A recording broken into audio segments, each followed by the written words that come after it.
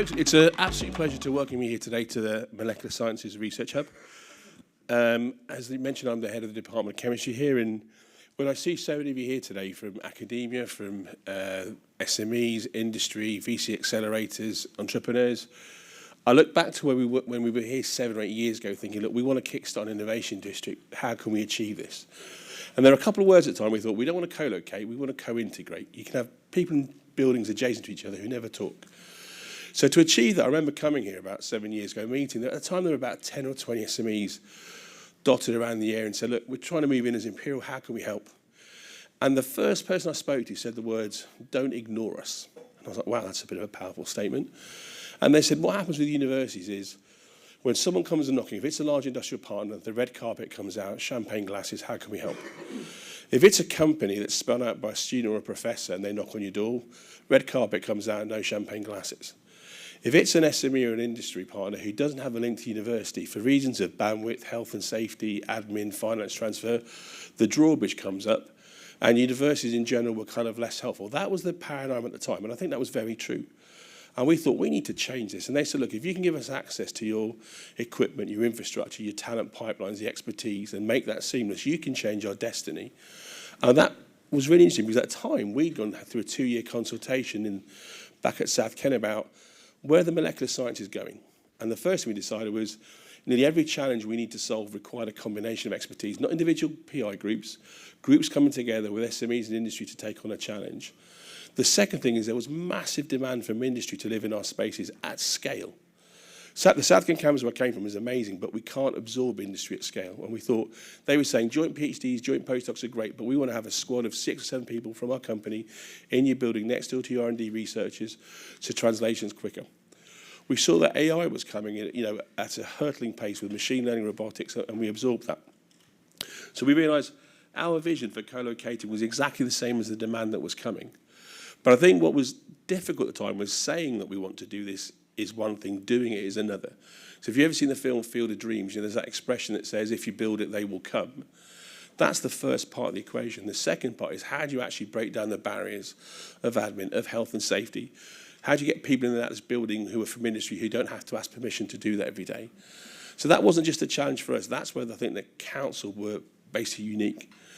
Talking to Steve and talking to Prima, so Prima runs upstream and Steve kick-started that. Their job was to work with us to kind of break all these traditional barriers, and I think we really smashed that. When we first came here, so in this building every day, 30% of the measurements we make on a daily basis are for the outside world. That's way above the average department in any university in the UK. But the mechanics of that are mind-boggling. It's like, how do we let the outside world know what we have? How do we let them book it? How do we let them know that we have access to that kit? And this is where the serendipity part of the equation comes in that Stephen referred to. The first company I met when I came to this company was Cluster Market. And they were, if you ever worked with them, they're like kind of like the Airbnb of scientific equipment. They had a couple of employees at the time. I was in the cafe saying, God, how are we going to open this building up to the outside world? They had a piece of software that did that. We collaborated together, and overnight they kind of solved our problem.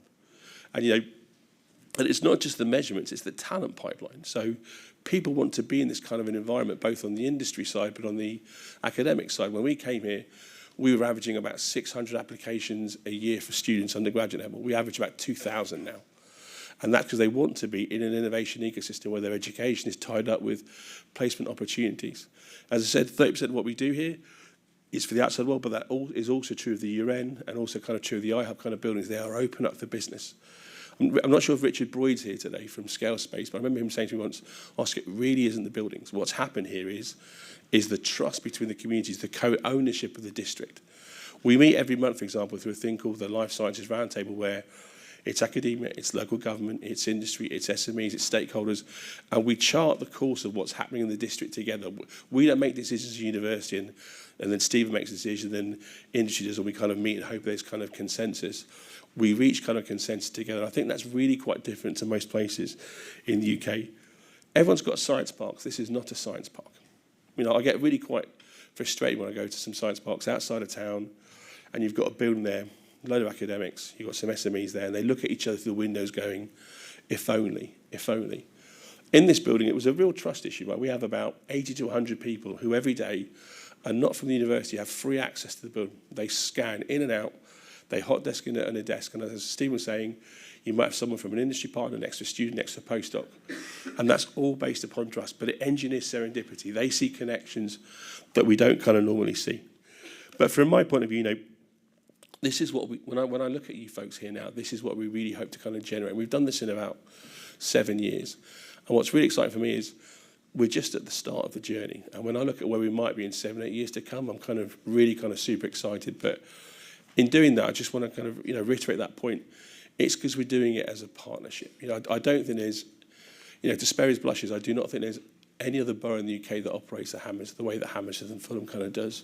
When I call up Steve or Prima and I say, look, I need help with this, it happens every time. I don't think they've ever said no to a request from me, and vice versa. And I think that's, when people say, can we replicate the magic sauce of White City, I think that kind of collaboration and co-ownership is a really big piece of that. So with that, I just want to thank you so much for coming. Hope you have a fantastic day, and I'm really looking forward to the panels. Thank you.